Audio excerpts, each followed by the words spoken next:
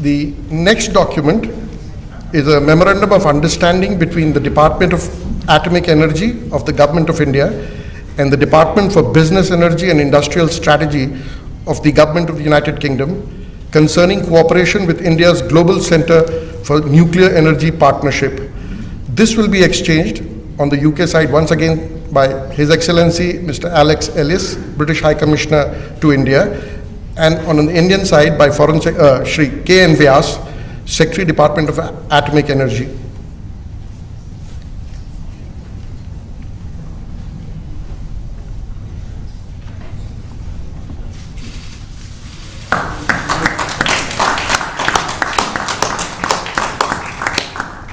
Excellencies, this concludes the exchange of agreements ceremony. I now request the spokesperson of the External Affairs Ministry to conduct the proceedings. Good afternoon, distinguished Prime Ministers, members of both delegations, friends from the media. We will now begin with the press statements. May I now request Shri Narendra Modi, Prime Minister of India, sir, to make his press statement. Your Excellency, Prime Minister Boris Johnson, distinguished delegates, media के हमारे साथी, नमस्कार। सबसे पहले मैं प्रधानमंत्री Boris Johnson और उनके डेलीगेशन का भारत में हार्दिक स्वागत करता हूं। प्रधानमंत्री के रूप में भले ही यह उनकी पहली भारत यात्रा है, लेकिन एक पुराने मित्र के रूप में वे भारत को बहुत अच्छे से जानते हैं, समझते हैं। पिछले कई वर्षों से भारत और यूके के संबंधों को मजबूत करने में प्रधानमंत्री जॉनसन की बहुत महत्वपूर्ण भूमिका रही है। इस समय जब भारत अपनी आजादी का अमृत महोत्सव मना रहा है, प्रधानमंत्री बोरिस जॉनसन का यहां आना अपने आप में एक ऐतिहासिक पल है। और कल तो पूरे भारत ने देखा है कि आपने अपनी भारत यात्रा का शुभारंभ साबरमती आश्रम में महात्मा गांधी को श्रद्धा सुमन अर्पित करके किया। फ्रेंड, पिछले साल हमने दोनों देशों के बीच कॉम्प्रिहेंसिव स्ट्रेटेजिक पार्टनरशिप की स्थापना की थी और इस दशक में अपने संबंधों को दिशा देने के लिए हमने एक महत्वाकांक्षी रोड मैप 2030 भी लॉन्च किया था। आज की हमारी बातचीत में हमने इस रोड मैप में हुई प्रगति को रिव्यू भी किया और आगामी समय के लिए कुछ लक्ष्य भी तय किए। फ्री ट्रेड एग्रीमेंट के विषय पर दोनों देशों की टीम्स काम कर रही है। बातचीत में अच्छी प्रगति हो रही है और हमने इस साल के अंत तक एफटीए के समापन की दिशा में पूरा प्रयास करने का निर्णय लिया है। पिछले कुछ महीनों में भारत ने यूएई और ऑस्ट्रेलिया के साथ फ्री ट्रेड एग्रीमेंट का समापन किया है। उसी गति, उसी कमिटमेंट के साथ हम यूके के साथ भी एफटीए पर आगे बढ़ना चाहेंगे। हमने रक्षा क्षेत्र में सहयोग बढ़ाने पर भी सहमति व्यक्त की है। रक्षा क्षेत्र में मैन्युफैक्चरिंग, टेक्नोलॉजी, डिजाइन और डेवलपमेंट सभी क्षेत्रों में यूके द्वारा आत्मनिर्भर भारत के समर्थन का हम स्वागत करते हैं। फ्रेंड्स, भारत में चल रहे व्यापक रिफॉर्म्स हमारे इंफ्रास्ट्रक्चर मॉडर्नाइजेशन प्लान और नेशनल इंफ्रास्ट्रक्चर पाइपलाइन के बारे में भी हमने चर्चा की। हम यूके की कंपनियों द्वारा भारत में बढ़ते निवेश का स्वागत करते हैं और इसका एक उत्तम उदाहरण हमें कल गुजरात में हालोल में देखने को मिला। यूके में रहने वाले 1.6 मिलियन भारतीय मूल के लोग समाज और अर्थव्यवस्था के हर क्षेत्र में सकारात्मक योगदान कर रहे हैं। हमें उनकी उपलब्धियों पर गर्व है और इस जीवंत सेतु को हम और मजबूत करना चाहते हैं। इस दिशा में प्रधानमंत्री जॉनसन ने निजी रूप से बहुत योगदान किया है। इसके लिए मैं उनका अभिनंदन करता हूं। फ्रेंड्स, हमने ग्लासगो में आयोजित COP26 में लिए गए संकल्पों को पूर्ण करने के लिए अपनी प्रतिबद्धता जताई। आज हमने अपने क्लाइमेट और एनर्जी पार्टनरशिप को और अधिक गहन करने का निर्णय लिया। हम यूके को भारत के नेशनल हाइड्रोजन मिशन में शामिल होने के लिए आमंत्रित करते हैं और हमारे बीच स्ट्रेटेजिक टेक डायलॉग की स्थापना का मैं हृदय से स्वागत करता हूं। फ्रेंड्स, आज हमारे बीच ग्लोबल इनोवेशन पार्टनरशिप के इंप्लीमेंटेशन अरेंजमेंट्स का समापन एक बहुत महत्वपूर्ण पहल साबित होगी। यह अन्य देशों के साथ हमारी विकास साझेदारी को और मजबूती प्रदान करेगा।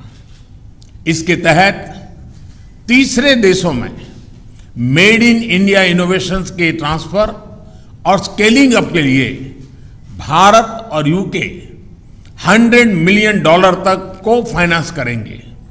इनसे सस्टेनेबल डेवलपमेंट गोल्स की प्राप्ति में और क्लाइमेट चेंज से निपटने के प्रयासों में भी मदद मिलेगी। ये हमारे स्टार्टअप्स और एमएसएमई सेक्टर के नए मार्केट्स तलाशने और अपने इनोवेशंस को ग्लोबल करने में बहुत उपयोगी सिद्ध होगा।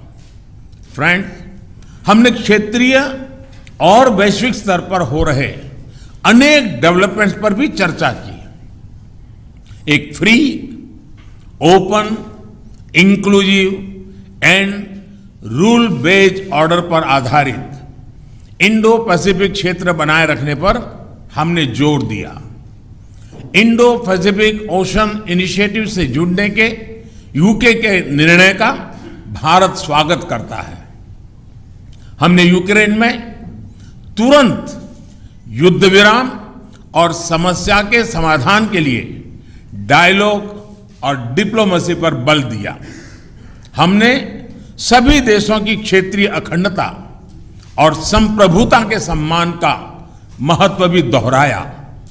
हमने एक पीसफुल, स्टेबल और सिक्योर अफगानिस्तान और एक इंक्लूसिव और रिप्रेजेंटेटिव गवर्नमेंट के लिए अपना समर्थन दोहराया। यह आवश्यक है कि अफगान भूमि का प्रयोग अन्य देशों में आतंकवाद फैलाने के लिए नहीं होना चाहिए। एक्सेलेंसी, आपने हमेशा भारत और यूके के संबंधों को मजबूत करने के लिए विशेष प्रयास किए हैं। इसके लिए हम आपका अभिनंदन करते हैं। एक बार फिर आपका और आपके प्रतिनिधिमंडल का भारत में हार्दिक स्वागत है। बहुत बहुत धन्यवाद। Thank you, sir. May I now request His Excellency Thank you. Right Honourable Boris Johnson. Thank you Prime very, Minister. very much. Thank you all. My friend, Prime Minister Modi, Narendra, my khas dost, I think is the phrase I want in Hindi. We've had a fantastic 2 days here in India. And yesterday I became the first Conservative Prime Minister to visit Gujarat, which is your birthplace, of course, Narendra, but as you've just said, the ancestral home of about half of all the British Indians, and I had an amazing reception, absolutely amazing. I felt a bit like Sachin Tendulkar, and my face was about as ubiquitous everywhere as Amitabh Bachchan. I was everywhere to be seen, and it was fantastic. Now this morning we've had wonderful talks, and I think that they have strengthened our relationship in every way. In challenging times, it is very important that we, the Khas-dos, get closer together. And I believe the partnership between Britain and India, one of the oldest democracies, Britain is one of the oldest, I mean Iceland they say is older, but we're one of the oldest, and India, certainly the largest democracy, is one of the defining friendships of our times. And what we're doing is taking forward an ambitious 10-year roadmap for British-Indian relations that we agreed last year. It was great to see you at the G7, but since then the threats of autocratic coercion have grown even further. And it's therefore vital that we deepen our cooperation, including our shared interest in keeping the Indo-Pacific open and free. So today, we've agreed a new and expanded defence and security partnership, a decades-long commitment that will not only forge tighter bonds between us, but support your goal, Narendra, of Make in India. The UK is creating an India-specific open general export licence, reducing bureaucracy and slashing delivery times for defence procurement.